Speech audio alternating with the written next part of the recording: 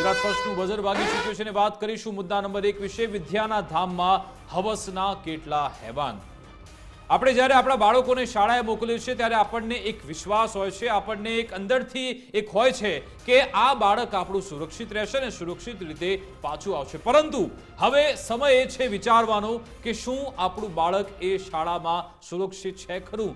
શું કોઈ એની ગંદી નજર તો એ બાળક પર, એ દીકરી પર તો નથી ને? એ સવાલ વારંવાર થઈ રહ્યો છે અને આજે સવાલ ફરી એકવાર ઉઠાવવો છે, કારણ કે અમરેલીથી જે સમાચાર આવ્યા જ્યાં એક શિક્ષકે ગુરુની ગરિમાને લાંછન લગાવ્યું છે।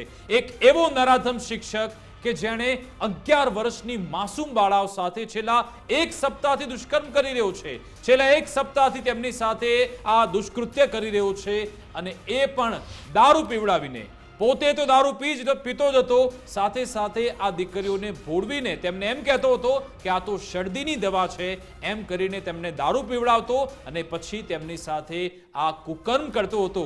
સવાલ ઘણા બધા ઉપસ્થિત થઈ રહ્યા છે, પરંતુ આપણા કડક કાયદાની વાત થઈ રહી છે, ઘણા બધા ચુકાદાઓની પણ વાત કરવામાં આવી કે અમે આટલા સમયમાં આટલા બધા ચુકાદા આપ્યા, પરંતુ શું એ ચુકાદા એનાથી આ શૈતાનો તેમના મગજમાં જે કીડો સળવળી રહ્યો છે શું તે શાંત થયો છે ખરા? શું આવા હેવાનો ડરે છે ખરા? નથી ડરતા। વારંવાર આવી ઘટના બનતી રહી છે અને આ કિસ્સામાં તો આ જે દીકરીઓ છે તેમણે પોતાના માતા પિતાને કહ્યું, ત્યારે જઈને પછી આ માતા પિતા શાળામાં પહોંચે છે ને પછી તેને રંગે હાથ ઝડપ્યો। સવાલ મારો એ છે કે એક સપ્તાહથી જો આ હેવાન આવું કાળા કૃત્ય કરે છે તો એના શાળા સંચાલકોને કેમ ખબર ન પડી? કેમ સીસીટીવીમાં તેમને ખબર ન પડી કે આની આવી શંકાસ્પદ હિલચાલ છે, એક સાથે બે દીકરીઓને ત્યાં લઈ જઈ રહ્યો છે છતાં પણ ને પકડાયો? એનો મતલબ કે આ અહીંયાના શાળા સંચાલકોએ પણ ચુપ્પી સાધી હતી અને વિગત તો એવી પણ છે કે આ નરાધમ જેનું નામ છે મહેન્દ્ર, એ અગાઉ પણ આવી કુચેષ્ટા કરતા ઝડપાયો હતો। કદાચ એ વખતે જો તેને ડામી દીધો હોત તો આ દીકરીઓના ભવિષ્ય પર આવો સવાલ ઉભો ન થતો। વિકાસ, આપણી સાથે કોંગ્રેસ નેતા પ્રતાપ દુધાત પણ જોડાઈ ગયા છે। પ્રતાપભાઈ, સ્વાગત છે આપનું। પ્રતાપભાઈ, આમ સાંભળીએ ને તો આમ રૂવાડા ઊભા થઈ જાય એમ થાય કે આ માણસ છે કે પછી જમીન પર સરકતો એક કીડો છે કે જેને કચડી નાખવો જોઈએ? આખરે આ થઈ શું રહ્યું છે? આના પર રોક કેમ નથી લાગતી? આવા તત્વોને આટલી હિંમત ક્યાંથી આવે છે? સૌ પ્રથમ તો આ વ્યક્તિ લીલિયા તાલુકો એટલે કે જે મારું વતન છે ત્યાં નોકરી કરતો હતો એક સમયે, અને ભૂતકાળમાં પણ આવા કિસ્સાઓમાં એની સંડોવણી હતી। ત્યારબાદ આવા પીડાઓ શા માટે કરી રહ્યા છે? તો માત્ર ને માત્ર ભારતીય જનતા પાર્ટીના ખેસ પહેરવાથી આ લોકો કરી રહ્યા છે। દાવા સાથે કહી શકું કે આ વ્યક્તિ ઉપર આવું લાંછન લાગે એવી વાતો હતી, છતાં પણ એ લોકોએ શિક્ષણ સંઘનો પ્રમુખ બનાવ્યો, મહામંત્રી બનાવ્યો અને એને પ્રગતિ કરાવડાવી। આ લોકોને પુશઅપ કરવાનું, બુસ્ટર ડોઝ આપવાનું કામ ભાજપ કરી રહી છે। જે પણ આવી દુશાસન કરવા વાળી વ્યક્તિ પકડાય એના કઈ ને કઈ છેડા ભાજપ સાથે જોડાયેલા હોય। ઠીક છે, હું આમાં રાજકીય ટિપ્પણી કરવા માંગતો નથી। અમરેલી જિલ્લામાં છેલ્લા 2 વર્ષની અંદર મેં વારંવાર વખતે મારી ડિબેટોમાં, મારા ભાષણોમાં કીધું કે જંગલરાજને પણ શરમ આવે એવું શાસન ભારતીય જનતા પાર્ટીના નેતાઓ મારફત આ બધું હાલી રહ્યું છે। હું એટલા માટે કહી રહ્યો છું કે 1 મહિના પહેલા મારા મત વિસ્તાર વંડાની અંદર પણ એક શિક્ષકના ખરાબ કૃત્ય કરવામાં પોલીસ હવાલે થયો। કોઈ એને એવી પનિશમેન્ટ ન થઈ, કોઈ એવો કાયદો પ્રમાણે એની ઉપર કોઈ કડક પગલાં ન લેવાના। આ બીજો બનાવ બન્યો। આ પેલા કુકાઓની અંદર એક ભારતીય જનતા પાર્ટીના કાર્યકર્તા મારફત મહિલા સાથે બીભત્સ હરકતો કરતા વિડીયો વાયરલ થયા। આ 2 વર્ષની અંદર આ ત્રીજો ને ચોથો બનાવ છે। આની પાસે કોઈ જવાબદાર હોય તો સરકારના ચૂંટાયેલા પદાધિકારીઓ અને સરકારનું તંત્ર જવાબદાર છે। એક નિર્દોષ પાયલને રોડ ઉપર લઈને સર્કસ નીકળે છે। હું તમારી ટીવી ઉપર કહું કે મર્દના દીકરાઓ તો મુંડન કરો, ગધેડા ઉપર બેહાડો અને રોડ ઉપર લઈને નીકળો, એટલી તમારી તાકાત છે, હું પણ જોઉં, પણ એ નહીં થાય। શું કા કે આની પાછળ આના આકાઓ ભારતીય જનતા પાર્ટીના મોટા માથાઓનું અને બેકઅપ છે। આની એફઆઈઆર કરવામાં અમારા ડીએસપી ને ગઈકાલ રાત સુધી તકલીફ પડતી હતી, મહા મુસીબતે ગઈ રાત્રે આની એફઆઈઆર દાખલ થઈ। ત્યારે કોઈ નિર્દોષ વ્યક્તિનો ભોગ લેવો હોય તો આ અધિકારીઓ પોતાને મજા આવે એ ટાઈપના કાયદાઓ ઘડીને ભોગ લઈ લે, પણ દોષિત લોકો ઉપર સજા કરવામાં પ્રતાપભાઈ, સરકાર અને પોલીસ પર સીધો તો સવાલ છે જ, પરંતુ બીજો સવાલ અહીંયાના શાળા સંચાલકો છે, કારણ કે દીકરાઓની દીકરીઓની સુરક્ષાની જવાબદારી એમની છે। આ નરામદન જો 8-8 દિવસથી એમની સાથે આવી હેવાનિયત આચરતો હોય, શાળા સંચાલકોને ખબર જ ના પડે અથવા તો પછી એને દબાવી દીધો આખો મામલો। શાળા સંચાલન હાલતી જે પણ નગરની સાથે જોડાયેલી સંચાલન શાળા છે એ પણ સરકારની છૂટાયેલી જનપ્રતિનિધિઓની અંદરની આવતી શાળા છે. આમાં કોઈ રાજકીય વાત કરવા નથી માંગતો, પણ એ શાળા કોના અંદરમાં આવે છે? નગરપાલિકાના અંડરમાં આવે છે કે જિલ્લા શિક્ષણ સંઘના અંડરમાં આવે છે? કોઈ મુલાકાત લીધી ખરી? શિક્ષણના સ્તરની તો મારે વાત જ નથી કરી.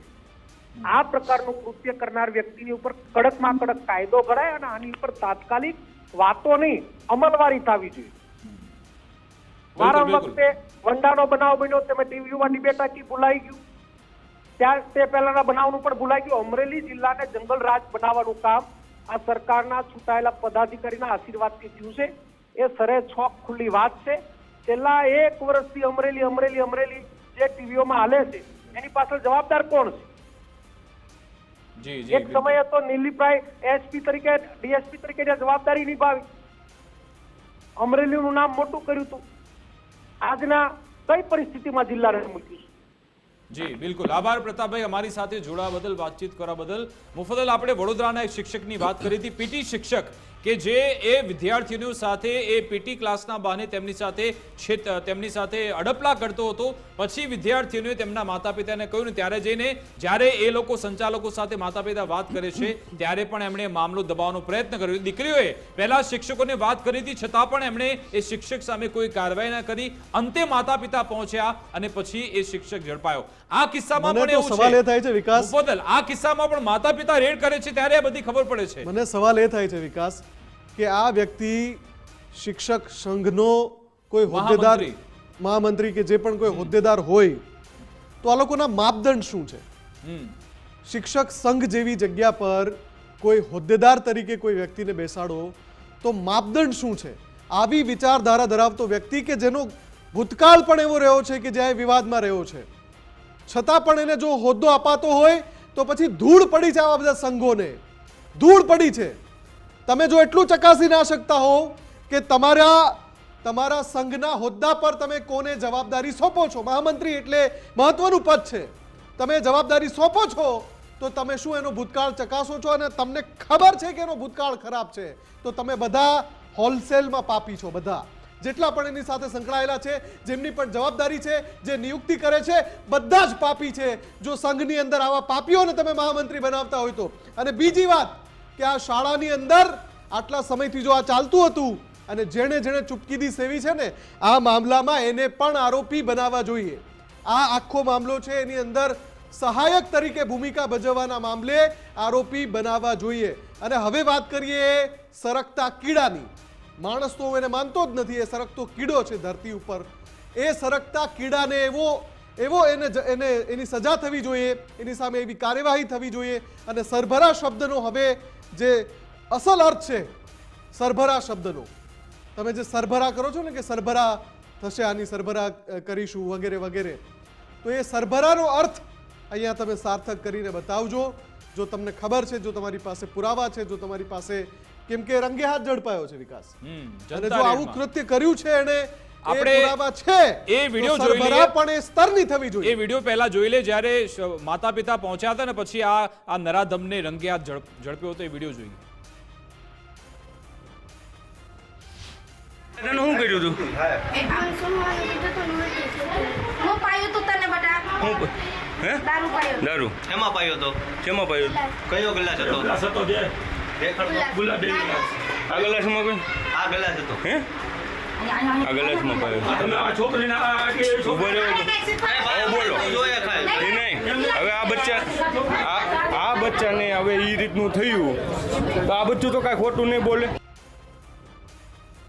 એટલે એક માસૂમ દીકરી કહી રહી બાળકને- છે કે ગ્લાસમાં મને પીણું તેણે પીવડાવ્યું. એટલે એક માસૂમ બાળકને નશીલો પદાર્થ પીવડાવીને પોતે ખુદ નશો કરીને શિક્ષણના ધામમાં કળયુગનું આનાથી મોટું પ્રમાણ શું હોય અને જે જવાબદારો છે એની નિષ્ફળતાનું આનાથી મોટું પ્રમાણ શું હોય વિકાસ? અને બધા કોઈ બોલવા તૈયાર નથી. એક બાજુ સરકાર બધા આંકડા આપીને પોતાની જાતે પીઠ થપથપાવે છે કે ભાઈ આટલા દિવસમાં અમે આટલાની સજા મળી છે, આટલા કેસમાં કોર્ટે સજા ફટકારી છે, પરંતુ ફાંસીની સજા તમે કેટલી ફટકારી?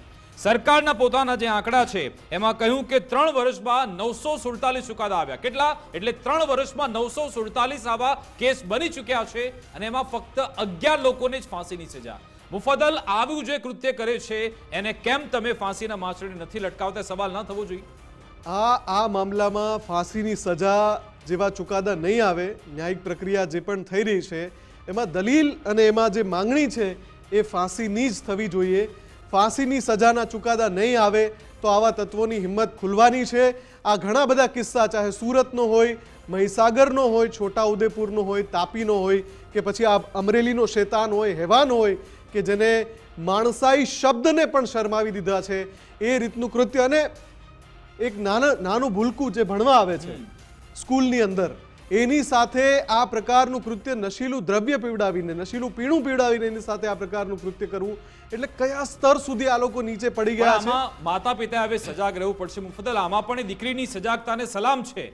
એણે ઘરે જઈને વાતચીત કરી ત્યારે આખો મામલો સામે આવ્યો. તમે પણ તમારા બાળકોને શીખવાડો કે તમારે શાળામાં કેવી રીતે વર્તવું, ક્યાં કેટલું ડિસ્ટન્સ રાખવું, કેવા લોકોથી બચવું. કારણ કે જો તમે તમારા બાળકોને નહીં શીખવાડો તો કદાચ હું કહી રહ્યો છું કે આવું તમારા બાળકો સાથે પણ થઈ શકે છે. એટલે કે હવે આ બધું કાયદો તો એમનામ રહેશે, પોલીસની વાતો થશે, રાજકીય જે નેતાઓ છે એમની વાતો કરતા રહેશે, પરંતુ તમારે હવે એલર્ટ થવું પડશે જો તમારે તમારા બચ્ચાઓને બચાવવા છે તો.